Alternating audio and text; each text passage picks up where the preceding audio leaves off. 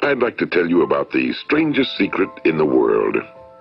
Some years ago, the late Nobel Prize-winning Dr. Albert Schweitzer was being interviewed in London, and a reporter asked him, "Doctor, what's wrong with men today?" And the great doctor was silent a moment, and then he said, "Men simply don't think." It's about this that I want to talk with you. We live today in a golden age. This is an era that man has looked forward to, dreamed of, and worked toward for thousands of years. But since it's here, we pretty well take it for granted. We in America are particularly fortunate to live in the richest land that ever existed on the face of the earth, a land of abundant opportunity for everyone. But do you know what happens?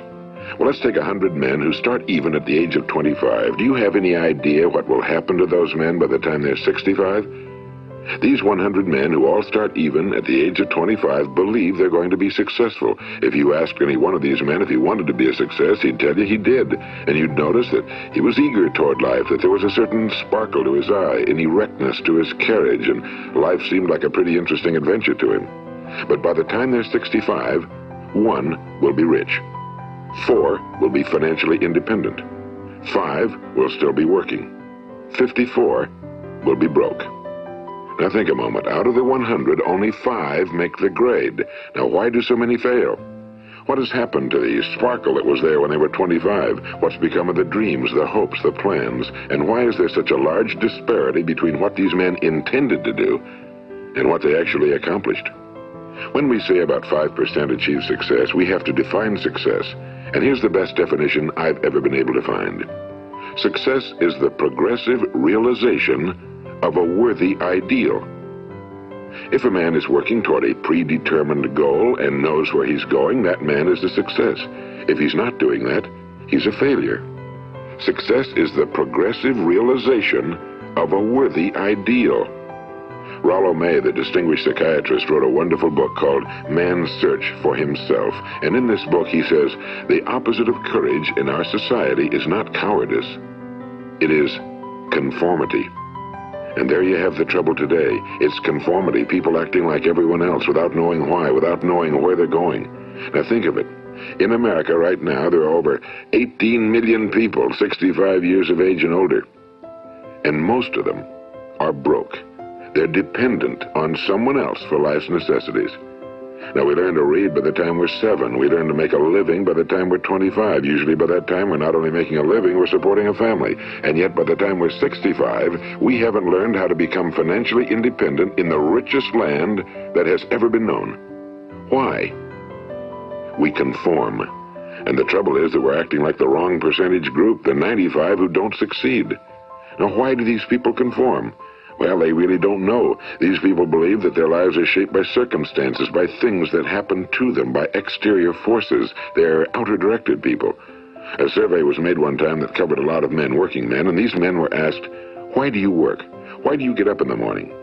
19 out of 20 had no idea. If you ask them, they'll say, well, everyone goes to work in the morning, and that's the reason they do it, because everyone else is doing it. Now let's get back to our definition of success. Who succeeds?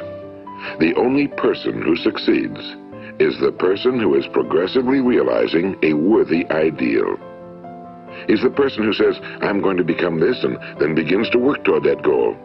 I'll tell you who the successful people are. A success is the school teacher who's teaching school because that's what he or she wants to do. The success is the woman who's a wife and mother because she wanted to become a wife and mother and is doing a good job of it. The success is the man who runs the corner gas station because that was his dream. That's what he wanted to do. The success is the successful salesman who wants to become a top-notch salesman and grow and build with his organization. A success is anyone who is doing deliberately a predetermined job because that's what he decided to do deliberately. But only 1 out of 20 does that.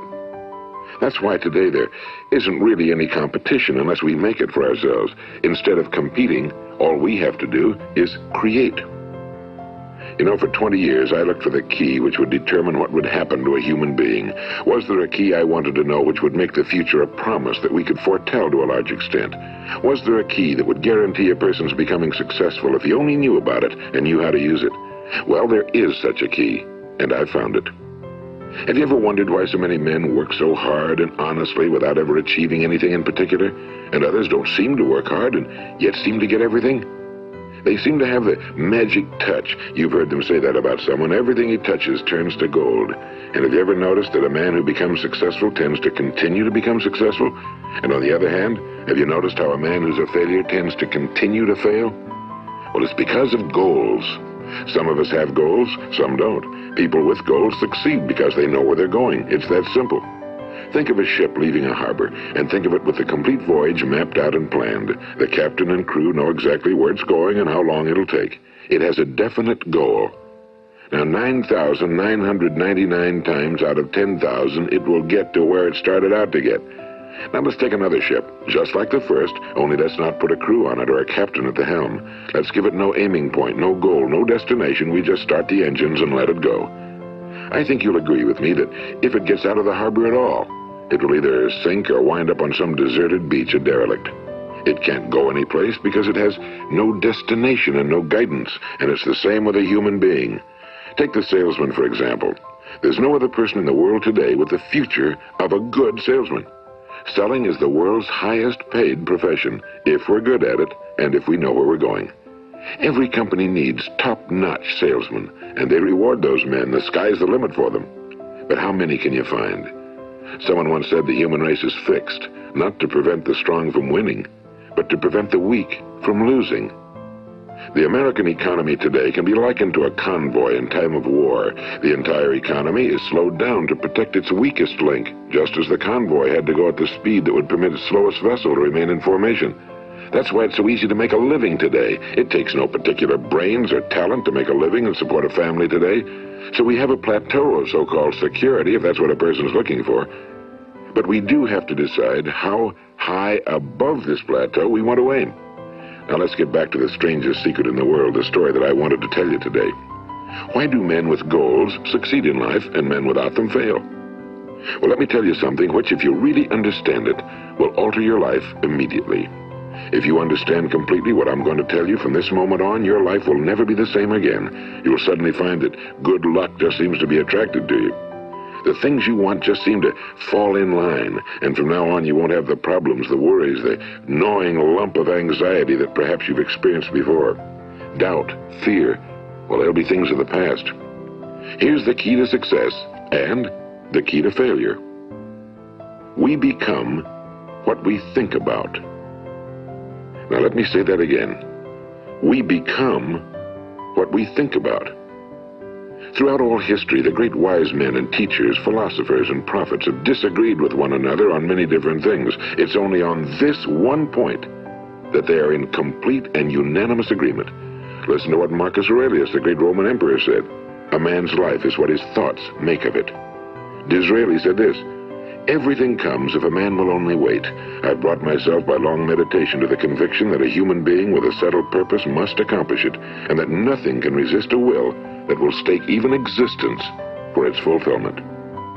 Ralph Waldo Emerson said this, a man is what he thinks about all day long. William James said, the greatest discovery of my generation is that human beings can alter their lives by altering their attitudes of mind. And he also said, we need only in cold blood act as if the thing in question were real, and it will become infallibly real by growing into such a connection with our life that it will become real. It will become so knit with habit and emotion that our interest in it will be those which characterize belief. And he also said, if you only care enough for a result, you will almost certainly attain it. If you wish to be rich, you will be rich. If you wish to be learned, you will be learned. If you wish to be good, you will be good. Only you must then really wish these things and wish them exclusively, and not wish at the same time 100 other incompatible things just as strongly. In the Bible, you read in Mark 9:23, if thou canst believe, all things are possible to him that believeth.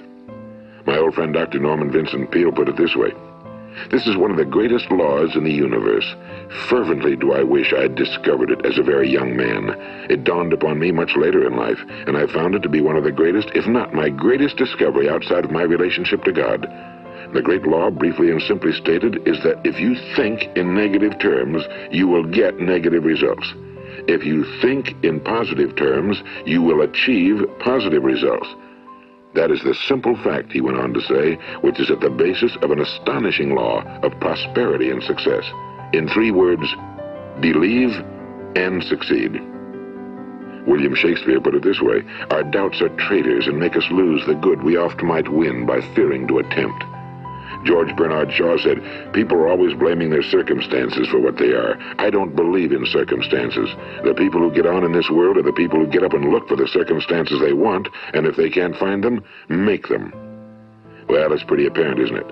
And every person who discovered this for a while believed that he was the first one to work it out. We become what we think about. Now, it stands to reason that a person who's thinking about a concrete and worthwhile goal is going to reach it, because that's what he's thinking about, and we become what we think about. Conversely, the man who has no goal, who doesn't know where he's going, and whose thoughts must therefore be thoughts of confusion and anxiety and fear and worry, becomes what he thinks about. His life becomes one of frustration and fear and anxiety and worry. And if he thinks about nothing, he becomes nothing. Now, how does it work? Why do we become what we think about? Well, I'll tell you how it works as far as we know. Now, to do this, I want to tell you about a situation that parallels the human mind. Suppose a farmer has some land, and it's good, fertile land. Now, the land gives the farmer a choice. He may plant in that land whatever he chooses. The land doesn't care. It's up to the farmer to make the decision. Now, remember, we're comparing the human mind with the land because the mind, like the land, doesn't care what you plant in it. It will return what you plant, but it doesn't care what you plant. Now, let's say that the farmer has 2 seeds in his hand. One is a seed of corn, the other is nightshade, a deadly poison. He digs 2 little holes in the earth and he plants both seeds, one corn, the other nightshade. He covers up the holes, waters, and takes care of the land, and what will happen? Invariably, the land will return what's planted. As it's written in the Bible, as ye sow, so shall ye reap. Now remember, the land doesn't care. It'll return poison in just as wonderful abundance as it will corn. So up come the 2 plants, one corn, one poison. Now, the human mind is far more fertile, far more incredible and mysterious than the land, but it works the same way. It doesn't care what we plant. Success, failure. A concrete, worthwhile goal, or confusion. Misunderstanding, fear, anxiety, and so on. But what we plant, it must return to us. You see, the human mind is the last great unexplored continent on Earth. It contains riches beyond our wildest dreams. It will return anything we want to plant. Now, you might say, well, if that's true, why don't people use their minds more? Well, I think they've figured out an answer to that one, too. Our mind comes as standard equipment at birth. It's free, and things that are given to us for nothing we place little value on. Things that we pay money for, we value. The paradox is that exactly the reverse is true. Everything that's really worthwhile in life came to us free. Our minds, our souls, our bodies, our hopes, our dreams, our ambitions, our intelligence, our love of family and children and friends and country, all these priceless possessions are free. But the things that cost us money are actually very cheap and can be replaced at any time. A good man can be completely wiped out and make another fortune. He can do that several times. Even if our home burns down, we can rebuild it. But the things we got for nothing, we can never replace. The human mind isn't used because we take it for granted. Familiarity breeds contempt. It can do any kind of job we assign to it, but generally speaking, we use it for little jobs instead of big, important ones. Universities have proved that most of us are operating on about 10% or less of our abilities. So decide now, what is it you want? Plant your goal in your mind. It's the most important decision you'll ever make in your entire life. What is it you want? Do you want to be an outstanding salesman? A better worker at your particular job? Do you want to go places in your company, in your community? Do you want to get rich? All you've got to do is plant that seed in your mind, care for it, work steadily toward your goal, and it will become a reality. It not only will, there's no way that it cannot. You see, that's a law, like the laws of Sir Isaac Newton, the laws of gravity. If you get on top of a building and jump off, you'll always go down, you'll never go up, and it's the same with all the other laws of nature. They always work. They're inflexible. Think about your goal in a relaxed, positive way. Picture yourself in your mind's eye as having already achieved this goal. See yourself doing the things you will be doing when you've reached your goal. Ours has been called the phenobarbital age, the age of ulcers and nervous breakdowns and tranquilizers. At a time when medical research has raised us to a new plateau of good health and longevity, far too many of us worry ourselves into an early grave, trying to cope with things in our own little personal ways, without learning a few great laws that will take care of everything for us. These things we bring on ourselves through our habitual way of thinking. Every one of us is the sum total of his own thoughts. He is where he is because that's exactly where he really wants to be, whether he'll admit that or not. Each of us must live off the fruit of his thoughts in the future, because what you think today and tomorrow, next month and next year, will mold your life and determine your future. You're guided by your mind. I remember one time I was driving through eastern Arizona, and I saw one of those giant earth-moving machines roaring along the road at about 35 miles an hour with what looked like 30 tons of dirt in it. A tremendous, incredible machine. And there was a little man perched way up on top with the wheel in his hands guiding it. And as I drove along, I was struck by the similarity of that machine to the human mind. Just suppose you're sitting at the controls of such a vast source of energy. Are you going to sit back and fold your arms and let it run itself into a ditch?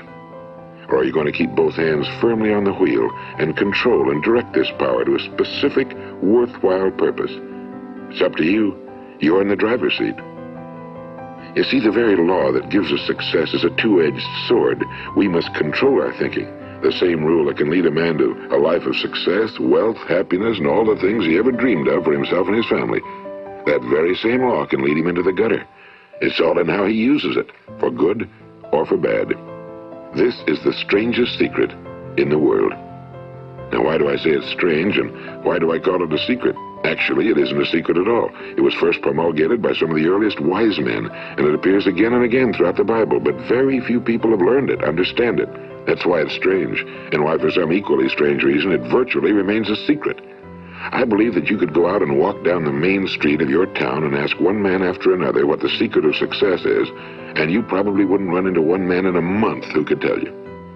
Now, this information is enormously valuable to us if we really understand it and apply it. It's valuable to us not only for our own lives, but the lives of those around us, our families, employees, associates, and friends. Life should be an exciting adventure. It should never be a bore. A man should live fully, be alive. He should be glad to get out of bed in the morning. He should be doing a job he likes to do because he does it well. One time I heard Grove Patterson, the great late editor-in-chief of the Toledo Daily Blade, make a speech, and as he concluded his speech, he said something I've never forgotten. He said, "My years in the newspaper business have convinced me of several things. Among them, that people are basically good, and that we came from someplace and we're going someplace. So we should make our time here an exciting adventure. The architect of the universe didn't build a stairway leading nowhere." And the greatest teacher of all, the carpenter from the plains of Galilee, gave us the secret time and time again. As ye believe, so shall it be done unto you.